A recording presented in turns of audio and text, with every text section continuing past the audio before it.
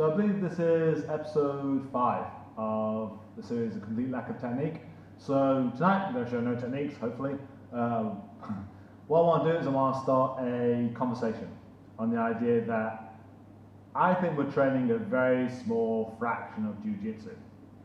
So say then, as they say, if you don't train legs, you're ignoring 50% of the human body.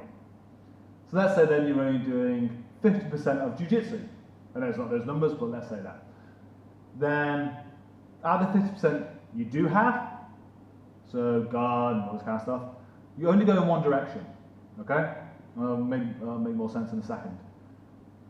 Which means you're only doing 50% of the 50% you have, so you're doing 25%. If you suck at that, you're probably doing like 18% of available Jiu-Jitsu to you, which seems slightly odd. So what I mean by this is that there are these unwritten rules in Jiu-Jitsu that you can't do certain things, or certain things aren't taught. So say for example if Naki had me in side control. The main way you're told to escape side control is to shrimp and get guard. Maybe you're told to bridge, but if you're not strong enough, you ignore it. What about rolling away? Why isn't that just an option that's always taught? So the second he passes my guard, why don't I just roll away? Okay? If the only option I have available to me in my Rolodex of techniques is to turn in and shrimp, he knows that if he just lifts my close side knee and close side elbow, that kills me, okay? Or cross faces me.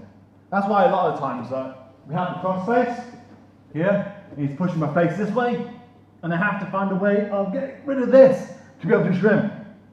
But if he's cross facing me this way, why don't I turn this way? That seems like a really obvious suggestion, okay? But if then I go this way, he has to pull me back, which then gave me the shrimp I wanted in the first place. Or, the second that he passes my guard, why don't I just run away? Okay?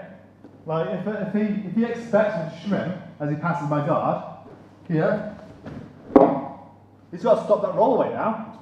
He blocked the one, he's giving me the second one, which he then might try and catch my roll away, which then gives me the shrimp. Same thing can be said in back escapes. So the main back escape you have is to go backwards and put your back on the floor. So I can just go this way and try to get my back down here. Or why don't I go this way? So the second he takes my back, I go forwards. Okay? Try and choke me. He can't. He's got to try and pull me backwards. At which point, I can try and resist, or I let him have it. I'm in hand fight. The second I lose his grips, come forward again. He's now got to try and catch me. That is an option. My favourite one is close guard. So, we both love this. So, just a little bit. Hey, go onto your toes. You shouldn't be seal feeding. But you're told there has to be a way that I keep him down here. And you're told put your right hand forwards or your left hand forwards. Or you have to put 2 fingers in the gi and twist it 90 degrees clockwise or 80 degrees anti-clockwise. And you have to grab all the pants here and all manner of stupid things. Just then pull you down. Like, that is an option. You can stack. Like, I can try and lock up my hands here to keep my posture, which isn't going to help me. Or you can push me down and I'll fight here. And I'll stack in. Here. I'll make him miserable. I'll grab hold of his head. I'll grab hold of his arms. At which point, you might want to try and kick me away. And you gave me the posture I wanted in the first place. Seems odd. And this is working the gi. I'll hand fight him here. I'll keep stacking in towards him. That's why I'm on my toes. I can move forwards against him. I can't do that if I'm just lying here. The only option I have is just to come backwards.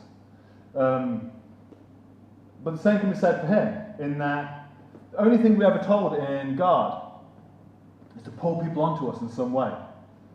Why do you push people over? If someone is like this, just push them over. They deserve it. Okay, they have no pressure coming forwards on their toes. So if I'm, say, I'm sorry, Matthew, can you pretend you're an idiot and just do seal feet for me? No. In half guard. So now he's an idiot. Unnatural idiot. And he's seal feeting. His feet are flat like flippers, okay? And I'm going to think, right, well, usually I have to pull him onto me and do some sort of magical sweep. No, I don't. That's an option. Like, they have these directions. At which point, he might resist the push, and I can pull him onto me. Then I can actually get something good on. Like, if I'm just trying to pull him, he's resisting it, then push him over. If I push him over, he comes back harder, then I make him overcommit again.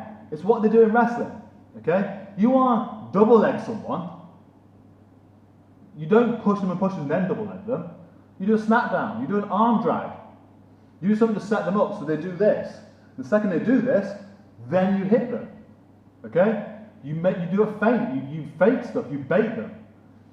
The problem with Jiu-Jitsu, we have this, again, this very ingrained idea of predicament solution, in that every technique has to have an answer technique. There's only one option for certain situations. There isn't. There's finishing details, absolutely. But we don't have the same level of setups that they do in wrestling. We don't have this idea of faking for people, this sport concept. Boxers do it. Judoka have it, they call it kazushi, breaking the balance. You don't just hit a compliant throw on someone, you have to break their balance to take them down. This is something we don't really understand or play with in Jiu-Jitsu.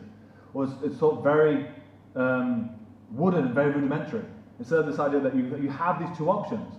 There's going to be a later series to go look at more in-depth examples of guard passing and back escapes and side control, running away, etc. But for now, I want to start this conversation. There is a whole world of Jiu-Jitsu that is being ignored. This whole idea that you can turn away in side control. You can posture, you can stack in and go down low and guard.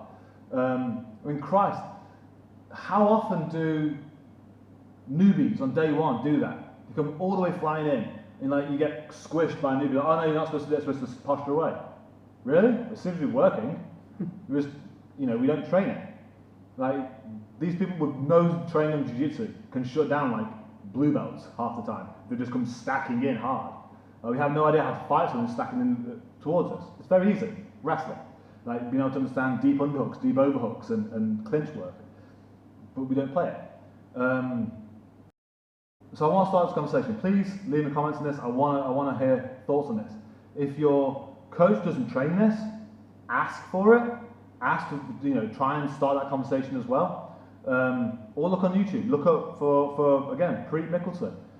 His stuff is this other 82% of Jiu-Jitsu that's been ignored. There will be a further few details videos on this. We will definitely look into it. But just start that conversation now. Start playing with these other aspects. Can you run away? Can you stack in guard? Try and learn these aspects. Push people over. It's hilarious. Like that. We had a great sparring session, Joss. Yeah, please leave me comments, and thank you for again watching these videos.